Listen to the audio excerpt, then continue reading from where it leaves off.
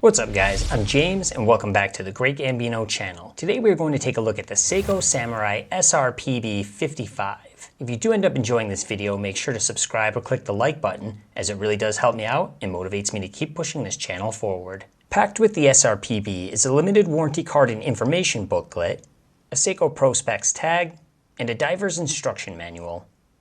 Opening the box reveals the Samurai set on a black Seiko pillow. Now this is a piece that I've been itching to buy for the past few years. After finding a second-hand one that was in excellent condition in combination with a price that I was happy with, I finally pulled the trigger. Normally, this version retails new for around $300 to $400 US, but let's take it out of the box so we can get a closer look.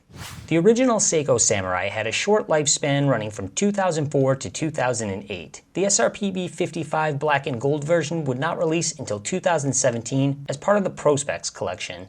Because of this long gap, the Samurai was a fairly rare timepiece up until recently. Now that Seiko has reintroduced it to their line, they have also created many versions that differ from the one you see here.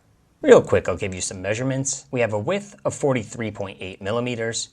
Lug to lug is going to be 48 millimeters. If you want to change out the band, it's 22 millimeters. And we have a case thickness of 13.5 millimeters. The crown has been finished with an absolutely beautiful knurling job. It is one of the characteristics that draws me to this piece. When screwed down, it offers 200 meters of water resistance. But let's hear what that winding function sounds like.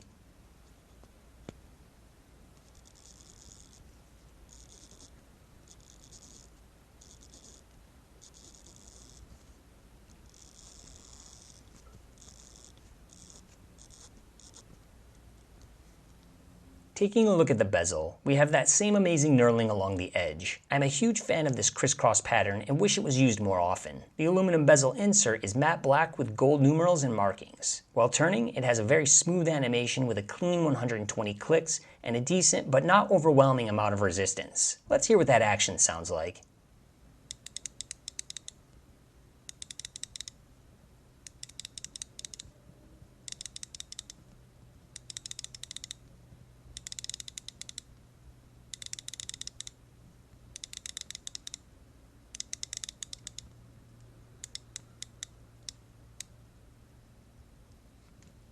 The glass is a flat piece of Seiko's proprietary Hardlex. There is no AR coating, but I have to say that after wearing this piece for a few days, it almost appears as if there is. Under most angles and lighting conditions, there is usually a clear shot of the dial.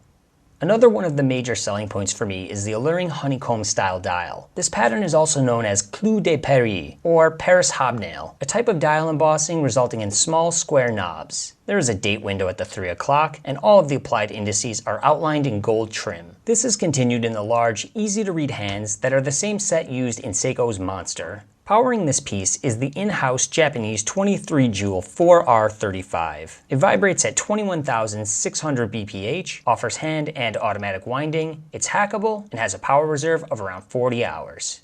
The modern and aggressive stainless steel case is made up of sharply angled lugs that are drilled and finished with a satin brushing. This contrasts nicely with the high polished center portions. Seiko chose to coat this version in ion plating, a form of physical vapor deposition that is known to be much more durable than traditional methods, and overall, it gives the piece a beautiful gunmetal finish.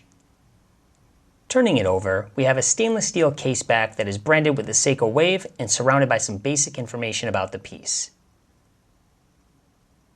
The band has corrugated ends that taper down to 20 millimeters. A high-quality branded keeper and buckle are provided. In addition, they are coated in the same ion plating to match the case. Flipping around shows a texture pattern, and the other side has an additional Wave logo on the end with plenty of sizing holes for the exact fit you require. Overall, this rubber strap is extremely soft and comfortable.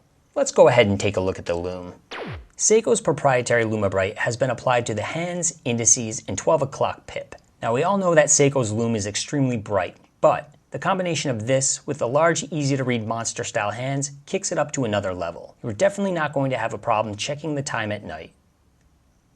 Here's a side-by-side shot next to an American quarter to give you a better representation of the scale.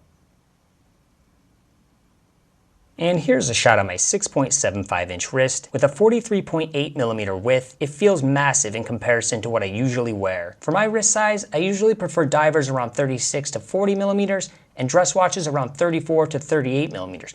But I don't like to look at these measurements as solid set in stone rules. They're more of a guideline that reflects my own personal opinion. With that said, this piece is only 48mm lug to lug, and I do not have any hangover. The bottom line is, I have loved and wanted this piece for so long that it has become more about my appreciation for the watch's unique characteristics and less about it being the perfect fit. I feel it is important to have fun with this hobby and to collect the pieces that capture my attention, because that is what matters most to me. But let's go ahead and cut to the outdoor shots so I can show you that natural light reflection.